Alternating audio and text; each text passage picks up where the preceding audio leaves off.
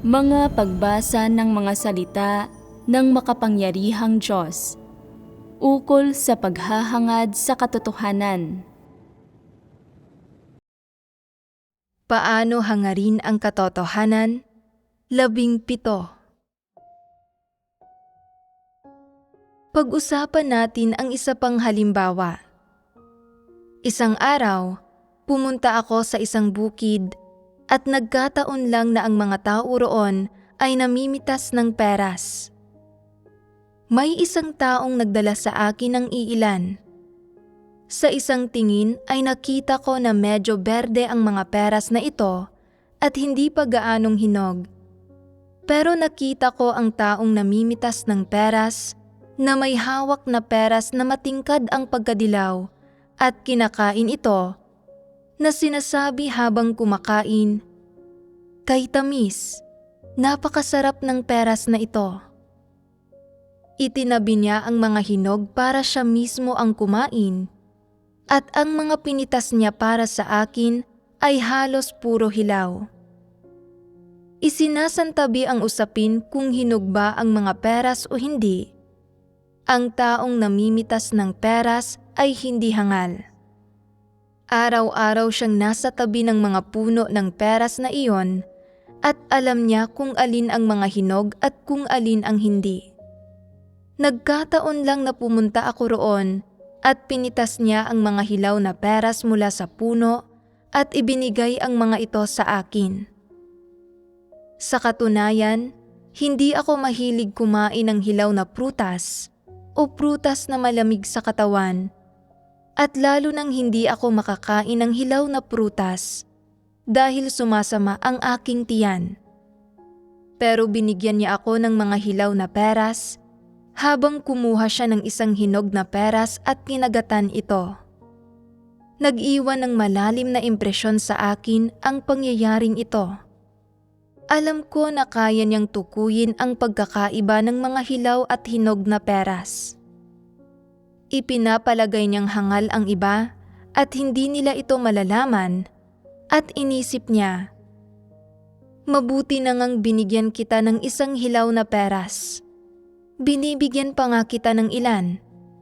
Hindi mo alam kung hinog ba ang mga peras o hindi.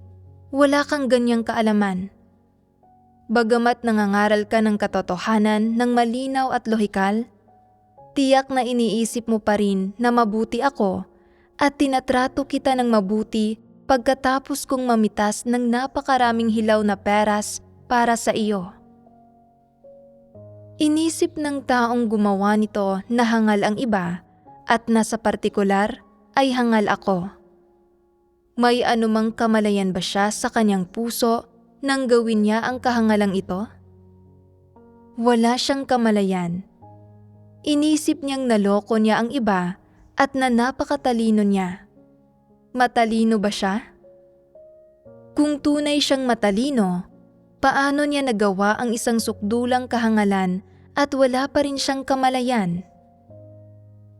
Pinatunayan nito na hindi siya matalino at sa halip ay makitid ang isip niya. Pinitas niya ang mga hilaw na peras at ibinigay sa akin para kainin, habang siya mismo ay may hawak na hinog na peras at kinain ito. Hindi ba't mukhang katawa-tawa ang kilos na ito? Pinalampas ko ito, pero ang ginawa niya ay nag-iwan ng malalim na impresyon sa akin. Ang katunayang nagawa sa akin ng taong ito ang bagay na ito, hindi ba't napakalubha ng kalikasan nito? Batay sa kanyang pananaw, prinsipyo sa pangangasiwa ng mga bagay, at pamamaraan sa usaping ito, anong klaseng pagkatao mayroon siya? Alam ba niya na mali ang ginawa niya, na mali ang ganitong pagtrato sa mga tao? Inisip niyang napakatalino niya. Tingnan mo kung gaano ako katalino. Binigyan kita ng mga hilaw na peras at hindi mo man lang nalaman. Itinabi ko ang lahat ng hinog para sa sarili ko at hindi ka makakakain ng kahit isang hinog. Kung babalik ka, hindi pa rin kita pipitasan ng mga hinog. bibigyan lang kita ng mga hilaw. Ang mismong usapin ng pamimitas ng peras ay nagbunyag sa kanya. Hindi ba't walang kwenta ang taong ito? Wala siyang kwenta at hindi niya alam kung ano ang wasto at hindi wasto. Sabihin mo sa akin, anong uri ng pagkatao ito? Sa aking pananaw, isa siyang hayop at mayroon lang siyang anyo ng isang tao. Gayong sa realidad, hindi siya karapat-dapat na tawaging tao. Ang bagay na ginawa niya at ang pagkakamaling ito na nagawa niya ay sukdulang hamak. Hindi mas mabuti kaysa sa gagawin ng isang hayop. Palaging sinasabi ng mga tao na ang mga tao ay mas mataas na uri ng hayop, pero sa nakikita ko, maraming tao ang mas masahol pa kaysa sa mga hayop. Mula lang sa ginawa niya, mula sa mga prinsipyo at pamamaraan ng kanyang mga kilos. Bukod sa walang pagkatao, hindi man lang siya kasing tapat ng isang asong bantay sa amo nito. Mayroon kaming aso sa bahay. Isang beses, kumakain ito ng tainga ng baboy at tinukso ko ito. Sinabi ko, "Talagang ninanamnam mo iyan, ano? Bakit hindi mo ako pakagatin?" Ibinaba nito ang tainga ng baboy at itinulak ito papalapit sa akin na para bang sinasabing, "Sige na." Ang karne at mga buto ang pinakamasasarap na bagay para sa isang aso. Kahit nagustuhin pa ito ng tuta nito, hindi nito ibibigay rito ang tainga ng baboy. Pero sinabi kong gusto kong kumain ito at agad nitong inialok ito sa akin. Nakikita mo? Kapag may alaga kang aso, makikita mo mula rito kung ano ang kaibig-ibig sa mga aso. Inaalagaan mo ito at tinatrato ng mabuti at para dito, ikaw ang pamilya nito. Kung hihingin mo rito ang pinakamagandang bagay na mayroon ito, ibibigay nito ito sa iyo. May pagkagiliw ito sa iyo. Hindi ito kayang gawin ng mga tao. Kaya paano sila naging mas mataas na uri ng hayop? Sinasabi ng mga dyablo na ang mga tao ay mas mataas na uri ng hayop. Ito ay ganap na maling kaisipan, isa itong baluktot na pangangatwiran at maling paniniwala. Kung ang isang tao ay walang pagkatao, namumuhay sa satanikong mundong ito, makakagawa siya ng anumang masamang gawa. Pwede siyang maging kasinsama ng pinakamasama, kasimbaba ng pinakamababa, kasimpangit ng pinakapangit, at kasing kasuklam-suklam ng pinakakasuklam-suklam. Kung wala siyang paggana ng konsensya at hindi niya alam kung ano ang wasto at hindi wasto, makakagawa siya ng anumang masamang gawa at hahayaan niyang lumabas sa kanyang bibig ang anumang maling salita, baluktot na pangangatwiran at mga maling paniniwala. Mas nakakatakot ang mga tao kaysa sa mga hayop. Ang mga hayop ay hindi naman talaga nakakatakot. Napakasimple ng mga ito, napakadalisay at napakatuwiran. Ang maliit na aso na alaga ko, noong bata pa ito at kumakain ng tainga ng baboy, ay natuwa nang makita ako kaya nagsimula itong igalaw-galaw ang ulo nito at kumawag-kawag ng buntot. Alam nitong pasayahin ako. Pero kung tinukso ko ito at hiningi ang pagkain ito, hindi nito ibibigay sa akin ito at mabilis itong magtatago at lalabas lang kapag tapos na itong kumain. Mula nang umabot ito ng 2 o 3 taong gulang, iba na ang ugali nito, may isip na ito ngayon. Kapag hinihingi ko rito ang isang bagay na gusto nito, ibinibigay nito ito sa akin. Taos-puso ito kapag ibinibigay nito ito sa akin. Walang hinihingi sa akin at hindi nagkikimkim ng mga natatagong motibo laban sa akin. At kapag hindi nito ibinibigay sa akin ito, taos-puso rin ito, walang masamang hangarin laban sa akin. Ibinibigay man ito sa akin o hindi, taos-puso ito. Ito ang mga likas na katangian at instinto nito. Ang mga hayop ay walang mga tiwaling disposisyon. Walang taglay ang mga ito na anumang bagay na naproseso ni Satanas, at ang mga pagpapamalas ng mga ito ay pawang likas at napakadirekta at napakasimple. Hindi mo kailangang hulaan ang mga intensyon ng mga ito at hindi mo kailangang maging mapagbantay laban sa mga ito. Kung bibigyan ka ng isang hayop ng isang bagay, ibinibigay nito iyon sa iyo, at kung hindi, hindi. Kung masaya ito, masaya ito, at kung hindi, hindi. Hindi ito makokontrol ng mga damdamin nito at hindi ito magkikimkim ng masasamang intensyon laban sa iyo. Iba ang mga tao. Nakakatakot ang mga tao. Nakasuot ng balat ng tao. Kung hindi sila nagtataglay ng konsensya o katwiran, imposible silang maging mas mabuti kaysa sa mga hayop. Pero pwede silang maging kasinsama ng pinakamasama. Gaano sila kasama? Napakasama na mararamdaman mong nakakita ka ng isang buhay na demonyo na magpaparamdam sa iyong ito ay hindi mahinagap. Yayanigin ito ang iyong konsensya, sasaktan at pahihirapan ang kaibuturan ng iyong puso. Kapag nararamdaman ko ang mga bagay na ito, napapabuntong hininga ako sa loob-loob ko. Iniisip ko, ito ba ay isang bagay na dapat gawin ng isang tao? Paano nagiging ganito kasama ang mga tao? Nananampalataya siya sa Diyos. Paanong nagagawa pa rin niya ang mga bagay na ito? Sa sandaling mawalan ang isang tao ng kanyang konsensya at katwiran, pwede siyang maging kasinsama ng pinakamasama. Hindi lang siya pwedeng maging kasinsama ng kung ano siya ngayon, kundi pwede pa siyang lalong sumama at pwede siyang patuloy na masadlak.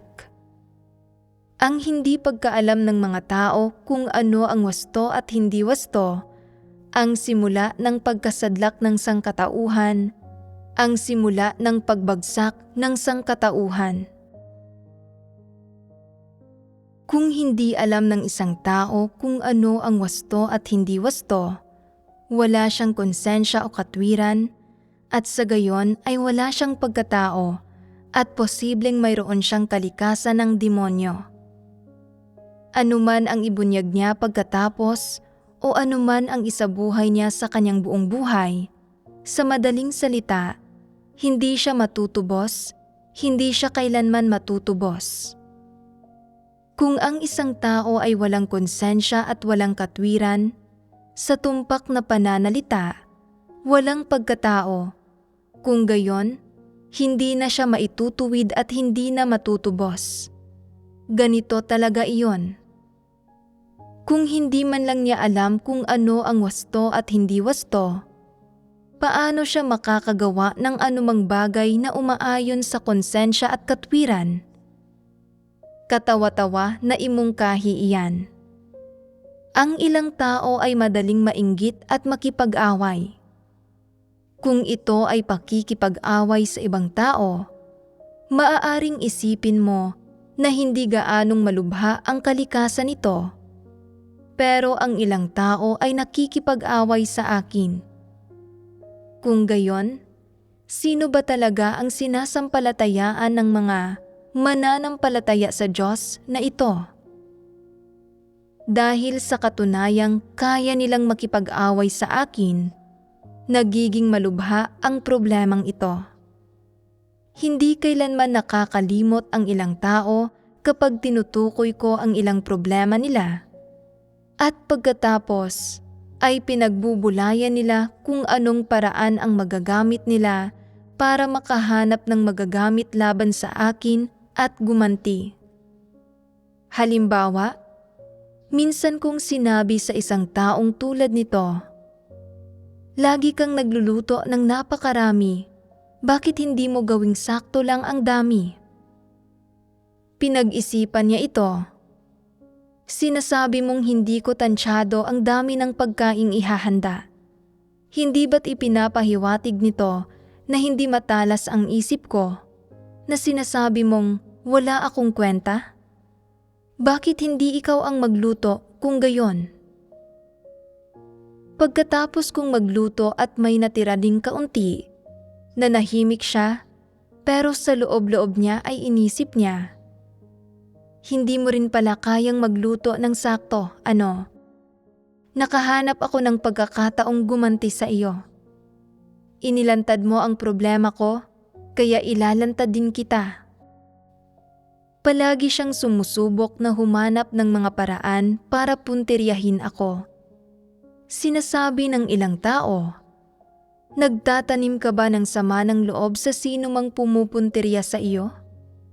Kaya ayos lang na puntiryahin ang iba, pero hindi ikaw?" Tama ba sila sa pagsasabi niyon?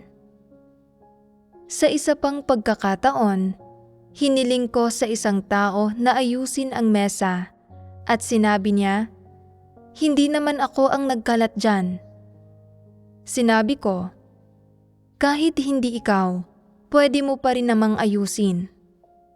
Sinabi niya, "Kahit ayusin ko pa, kailangan kong linawin na hindi ako ang nagkalat dyan." Hiniling ko sa kanya na ayusin ang mga gamit sa kabinet at sinabi niya, "Ang mga gamit dyan ay hindi ako ang bumili." Sinabi ko, "Hindi ikaw ang bumili ng mga iyan, pero hindi mo ba pwedeng ayusin? Bakit ba kapag nagsasalita ako, wala itong gaanong bigat? Kailangan mo pang alamin kung sino ang bumili bago mo ayusin ang mga ito?" Alam ba niya kung tama o mali ang sinasabi niya? Nagpapahayag siya ng baluktot na pangangatwiran, hindi ba? Sinabi kong nagpapahayag siya ng baluktot na pangangatwiran, pero hindi pa rin siya kumbinsido sa kanyang puso. Iniisip na dahil sa aking espesyal na katayuan ay kailangang pagtiisan ng iba ang anumang sabihin ko, na para bang naghahari-harian ako. Tama ba ang pag-iisip niya? Kalaunan, nakita ko na hindi niya talaga tinatanggap ang katotohanan at anuman ang sabihin ko, hindi niya ito tinatanggap sa kanyang puso, kaya hindi ko na sinayang ang laway ko sa kanya. Pwede niyang gawin anuman ang gusto niya at palalampasin at pagtitiisan ko siya. Bagamat taglay ko ang pagkakakilanlan at katayuang ito, napakaraming tao ang hindi nakikinig sa akin at sumasalungat sa akin. Personal kong nakita ang maraming kapatid na walang galang sa akin. Maraming tao ang suwail at puno ng sama ng loob sa akin. Maraming tao ang naiinggit at namumuhi sa akin sa kanilang puso. Maraming tao ang minamaliit at hinahamak ako. Maraming tao ang hinuhusgahan ako sa aking likuran. At maraming tao ang tinutuya at kinukutya ako ng hayagan. Paano ko sila tinrato? Sa mahigit 30 taon ng aking gawain, hindi ako gumanti kahit sa isang tao. Wala akong kinamuhiang sinuman at hindi ko rin sila pinahirapan pagkatapos kong taglayin ang aking katayuan dahil wala silang galang sa akin noong hindi pa hayagang nabubunyag ang aking pagkakakilanlan. Kahit minsan ay hindi ako gumawa ng ganoong bagay. Bukod dito, ang mga taong ito ay gumawa ng ilang bastos o masakit na bagay sa akin at hindi ko sila kailanman pinanagot. Gayunpaman, Kailangan kong makipagbahaginan tungkol sa mga ganitong uri ng problema sa pamamagitan ng pag-uugnay ng mga ito sa katotohanan upang matulungan ang lahat na magkaroon ng pagkilatis. Ito ay kapaki-pakinabang sa lahat. Pero maraming tao ang walang pagkilatis tungkol sa mga bagay na ginawa ng mga taong ito. Hindi nila sineseryoso ang gayong mga bagay na para bang hindi karapat-dapat banggitin ang mga ito. Hindi ba't isa itong problema? Kaya, kailangan na makipagbahaginan tungkol sa gayong mga usapin upang matulungan ang lahat na magkaroon ng pagkilatis. Dahil sinasabi mong nananampalataya ka sa Diyos, tinatrato kita bilang isang mananampalataya. Nagtatakda ako ng mga kahingian sa iyo batay sa tungkuling ginagawa mo, kaya hindi ba't dapat mo itong gawin? Hindi ba't dapat kang magkaroon ng pagpapasakop? Taglay ko ang pagkakakilanlang ito at gumagawa ako ng mga kahingian sa iyo gamit ang pagkakakilanlan at katayuang ito. Kaya dapat mong tratuhin ang sinasabi ko nang may saloobin ng isang nilikha. Ginagawa mo ang iyong tungkulin. Hindi ka dapat bumigkas ng anumang ibang komento. Hindi ka dapat magbitiw ng baluktot na pangangatwiran at hindi mo ako dapat kontrahin. Ito ang pinakamababang pagkamakatwiran at pagpapamalas ng pagkatao na dapat taglayin mo bilang isang nilikha. Pero ang taong ito ay hindi lang walang gayong saloobin, kundi gumamit pa siya ng baluktot na pangangatwiran. Alam ba niya kung ano ang wasto at hindi wasto? Hindi niya alam. Ang mga taong hindi alam kung ano ang wasto at hindi wasto ay walang pagkatao, hindi ba? Tiyak na masasabing wala silang pagkatao. Kung isang ordinaryong tao ang humiling sa iyo na ayusin ang mesa at organisahin ang kabinet, at ayaw mong gawin ito, o iniisip mong ang kaharap mo ay isang ordinaryong tao at walang karapatang utusan ka, kung gayon, pwede mong piliing huwag itong gawin. Pero ang dalawang bagay na sinabi mo, hindi naman ako ang nagkalat dyan, at ang mga gamit sa cabinet ay hindi ako ang bumili. Ito ba ang sasabihin ng isang taong may konsensya at katwiran? Hindi ba't ito ay pagiging labis-labis na di makatwiran? Nagiging suwail ka kapag isang ordinaryong tao ang nagsasalita sa iyo ng ganito. Pero ngayong ako na ang kausap mo, nanganghas ka pa ring gumamit ng baluktot na pangangatwiran sa akin at ipagtanggol ang iyong sarili gamit ang mapanlinlang na lohika. Ano ang sinasabi nito tungkol sa iyong karakter na kaya mong gumamit ng baluktot na pangangatwiran ng ganito? Sinabi mo, hindi naman ako ang nagkalat dyan, na ang ibig sabihin ay, kung sino man ang nagkalat, siya ang dapat mag-ayos. Ano't ano paman, hindi ko ito gagawin. Tinanggihan mong gawin ang gampaning dapat mong ginawa at gumamit ka pa ng baluktot na pangangatwiran. Ito ba dapat ang paraan ng pangangasiwa sa mga bagay ng isang taong may normal na pagkatao? Kung ang gampaning ito ang dapat mong gawin, hindi ba't dapat ay hindi mo ito sinabi? Dahil nasabi mo ito, hindi ba't nangangahulugan ito na hindi mo alam kung ano ang wasto at hindi wasto?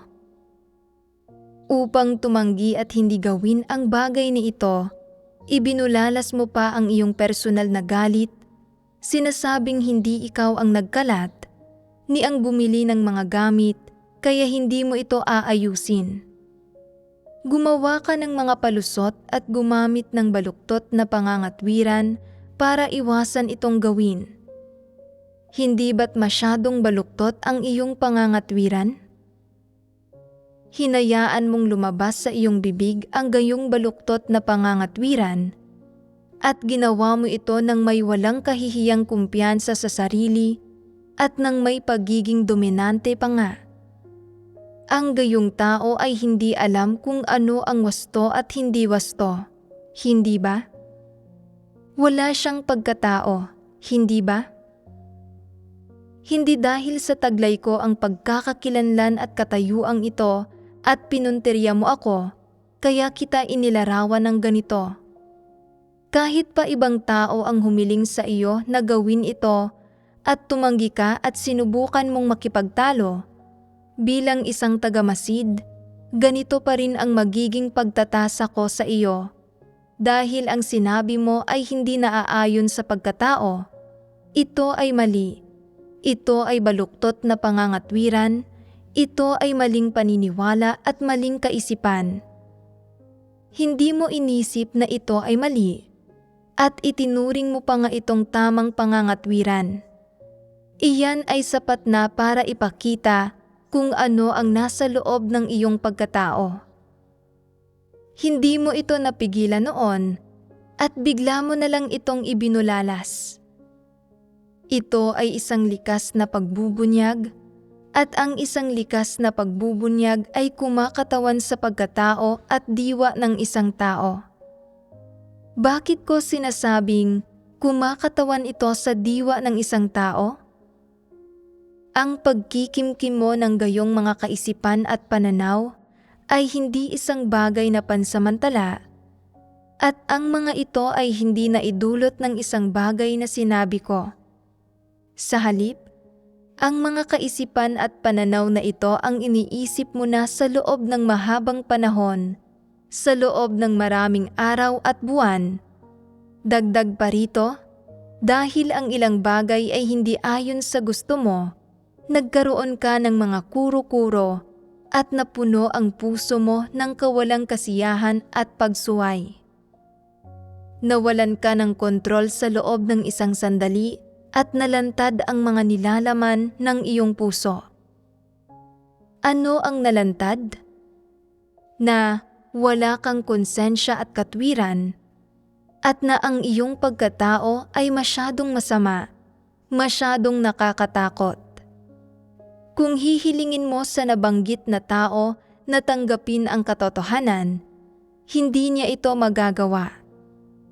Kung hihilingin mo sa kanya na kilalanin ang kanyang mga tiwaling disposisyon, mas lalong hindi iyon posible para sa kanya. Ang isang taong walang pagkatao ay kapareho ng antas ng isang hayop. Hindi dahil sa hindi niya sinasadyang gumawa ng mali sa akin o magsabi ng isang bagay na walang katotohanan sa akin, kaya ko siya inilarawan sa ganitong paraan. Ito ay dahil sadyang ito ang kalikasan ng kanyang ginawa. Ang ilarawan siya sa ganitong paraan ay hindi di patas o di makatarungan. Kahit na ibang tao pa ang pinuntirya niya ng mga salitang ito, ganito ko pa rin siya tatasahin kung nakita ko ito. Ito ay isang objektibo at patas na pahayag. Kaya niyang magsabi ng gayong mga katawa-tawang bagay, magbitiw ng gayong hibang na pangangatwiran, at ang paggawa niya nito ay isang likas na pagbubunyag. Sabihin mo sa akin, hindi ba't isa itong paglalantad ng kanyang kalikasang diwa? Hindi ba't isa itong paglalantad ng kanyang tunay na pagkatao? Ibinunyag siya nito. Ano ang ibinunyag nito? Ibinunyag nito na wala siyang pagkatao. Ang mga taong walang pagkatao ay hindi alam kung ano ang wasto at hindi wasto, at kaya nilang magbitiw ng anumang baluktot na pangangatwiran at maling paniniwala. Sinasabi ang mga bagay na ito nang may gayong walang kahihiyang kumpiyansa sa sarili. Pagkatapos nilang magsalita, hindi nila kailanman nalalaman na mali ang kanilang mga salita at hindi nila kailanman inaamin kung ano ang mali sa kanilang mga salita. Hindi sila kailanman nagninilay sa kanilang sarili o tumatanggap ng pagpupungos. At sa huli, ano ang sinasabi nila? Hindi ko naman sinadyang sabihin iyon. Hindi ba't nadulas lang ako sa isang sandali ng pagkagalit? Kailangan pa bang sadya iyon? Likas mo na itong ibinunyag, at kung anong uri ng pagkatao mayroon ka ay nalantad na. Ang katunayang kaya mong sabihin ito nang hindi ito pinag-iisipang mabuti ay nagpapatunay na ang mga salitang ito ay matagal nang nananahan sa iyong puso. At kapag nakatagpo ka ng ganitong uri ng kapaligiran, likas itong nabubunyag. Lubusan itong kinakatawan ang iyong karakter. Kung pinag-isipan mo muna ito bago mo ito sinabi, maaaring hindi ito tiyak na totoo at maaari pang ang isa itong pagkukunwari, samantalang mas inilalantad nito ang iyong karakter. Ang mga taong walang pagkatao ay hindi alam kung ano ang wasto at hindi wasto, at binabaligtad pa nila ang tama at mali, at nagpapahayag sila ng baluktot na pangangatwiran na para bang ito ay tamang pangangatwiran. Paano mo man ipresenta ang mga katunayan at paano ka man mangatwiran sa kanila, talagang hindi nila aaminin na nagkamali sila. Paanong mali ako? Kayo ang mali. Minamaliit ninyo ako. Nakikita ninyong maamo ako. Walang mga kaloob at walang impluwensya o katayuan sa lipunan at inaapi ninyo ako. Naglilitanya sila ng sandamakmak na baluktot na pangangatwiran at mga maling paniniwala, pero hindi kailanman sinasabi ang kalikasan ng mga maling bagay na ginawa nila at ang baluktot na pangangatwirang binitiwan nila. Gaano man karaming maling bagay ang gawin nila, hindi nila inaamin ang mga ito. Magkakaroon ba ng ganitong uri ng pagpapamalas ang isang taong may normal na pagkatao? Ni hindi na natin kailangang banggitin pa ang mga taong napakahusay ng konsensya at katwiran. Sino mang may kahit kaunting konsensya at katwiran ay tiyak na matatanto na ang mga tao ay nakagagawa ng maraming pagkakamali sa kanilang buong buhay. Sa partikular, ang ilang tao ay nagsasabi o gumagawa ng ilang bagay na hindi nila dapat gawin, at pagkatapos ay nakakaramdam ng pagsisisi at paghihinagpis sa buong buhay nila, nakakaramdam ng panunumbat at paninisi sa sarili sa kanilang konsensya. Habang naaabot nila ang edad ng may higit na sensibilidad at pagiging hinog ng isipan, lalo nilang nalalaman kung anong mga salita ang dapat sabihin at anong mga bagay ang dapat gawin, at anong mga salita ang hindi dapat sabihin at anong mga bagay ang hindi dapat gawin. Patuloy na pamamahalaan ng kanilang konsensya at katwiran ang kanilang pag-uugali at mga pag-iisip.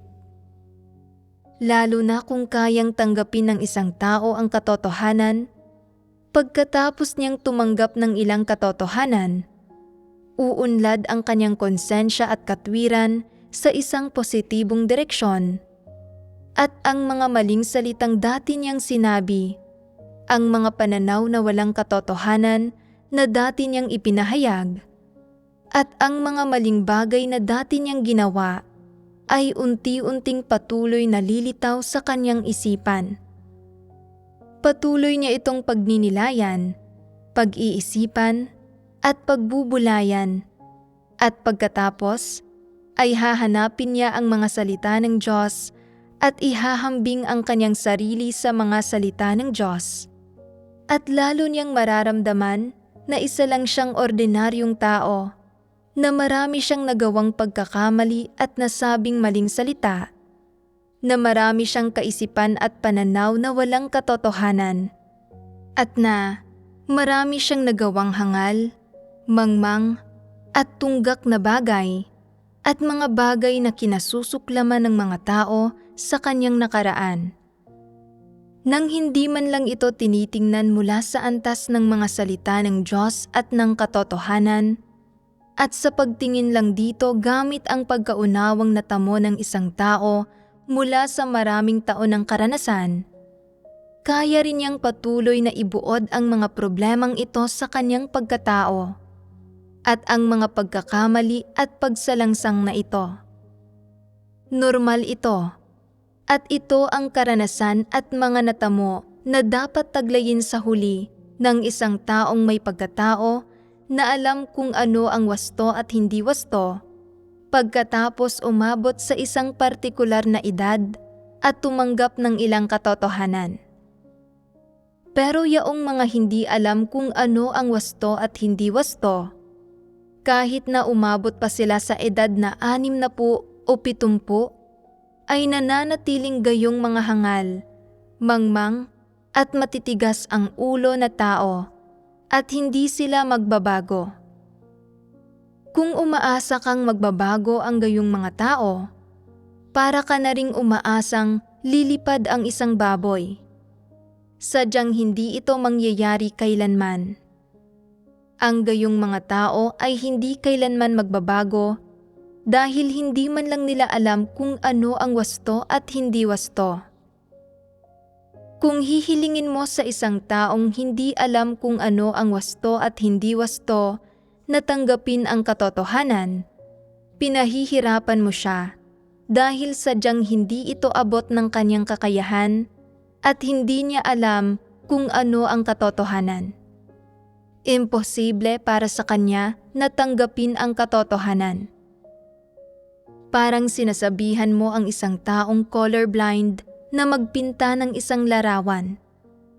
Makakapagpinta ba siya ng isang larawan na may normal na mga kulay? Kung hihilingin mo sa isang taong sintonado na kumanta, palagi siyang magiging wala sa tono.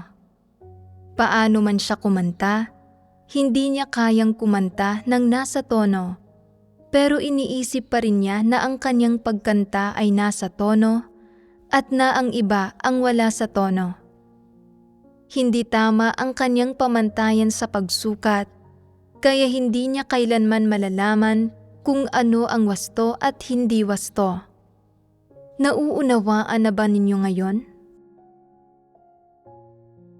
Anong katunayan ang sinasabi sa mga tao ng nilalaman na napagbahagi ng ito? Sinasabi nito sa kanila na dahil ang mga taong walang pagkatao ay walang konsensya at katwiran, walang fundamental na kondisyong ito, wala silang fundamental na pamantayan para sa pagsukat at pamamahala sa kanilang pagkatao.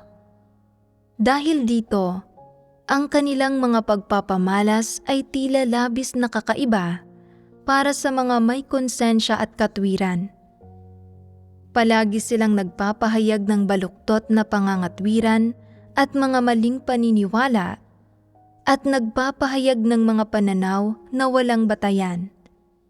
Hindi mo kayang unawain kung ano ba talaga ang nangyayari. Nahanap mo na ang sagot ngayon, hindi ba? Kung ang ganitong uri ng tao ay umabot sa punto na imposible na siyang makasama, kung gayon, ay hindi mo na siya dapat pang pakisamahan.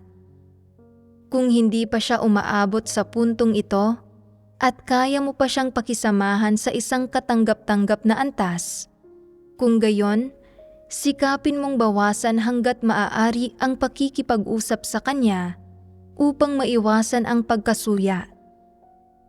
Sa ngayon, mabigat ang trabaho sa lahat ng aspekto ng gawain. Maraming gampanin ang nangangailangan ng lakas. Naiisip ng ilang tao na masyado silang abala at walang panahon na mag-abala sa mga maling paniniwala at maling kaisipang ito. Mali rin ang pananaw na ito dahil hindi ito nakakatulong sa pagkakamit ng pagkilatis.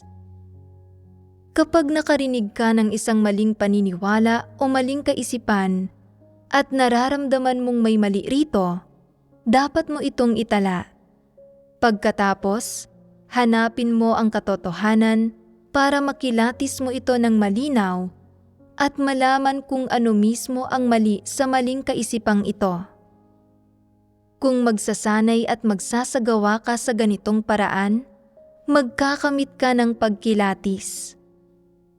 Pero para sa ganitong uri ng tao, hindi na kailangang makipagbahagi na ng katotohanan sa kanya para itama ang kanyang mga pananaw dahil sadyang hindi niya ito kayang unawain. Ito ay tulad ng isang taong nakakita ng isang itlog na nahulog mula sa isang puno at pagkatapos ay sinabing ang mga itlog ay tumutubo sa mga puno. Ang totoo, may isang inahing manok sa puno na nangingitlog. Hindi niya nakita ang inahing manok, tanging ang itlog na nahulog, kaya niya nabuo ang ganitong konklusyon. Anuman ang sabihin mo sa kanya, hindi niya ito naiintindihan at iginigiit niya na ang mga itlog ay tumutubo sa mga puno. Hindi ba't kahangalan ito? Mapapaunawa mo ba ang gayong tao? Hindi. Kung hindi mo siya mapapaunawa, huwag ka nang magsalita pa. Huwag mong sayangin ang iyong laway. Sa paglipas ng mga taon, nakakita na ako ng napakaraming taong katawa-tawa. Karamihan sa mga taong ito ay medyo masigasig. Kaya nilang gumawa ng ilang tungkulin at hindi naman lubhang taksil o masama. Kaya, kaswal akong nagsasabi ng isang bagay sa kanila at ano ang resulta? Kung magsasabi ako ng ilang salita ng katotohanan, hindi ito abot ng kanilang pangunawa. Kung tatalakayin ko ang mga panlabas na usapin, hindi nila matiis na makinig. Kaya ayaw ko nang magsabi pa ng anuman sa mga taong ito dahil sobrang nakakapagod makipag-usap sa kanila at napakarami kong kailangang gawin, napakaraming wastong paksang dapat talakayin. Hindi ko man lang matapos ang lahat ng wastong paksa, kaya paano pa ako mag-aabala sa mga taong ito?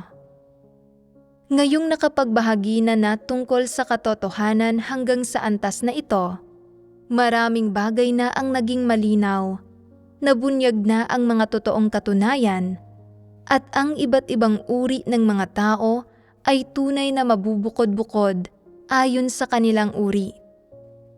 Para sa ganitong uri ng taong katawa-tawa, hayaan na lang silang mabukod-bukod at iyon na iyon. Wala tayong panahon na mga tuwiran sa kanila o itama ang kanilang mga pananaw na walang katotohanan. Tama ba? Kung gayon, tapusin na natin ang ating pagbabahagi nandito para sa araw na ito. Paalam.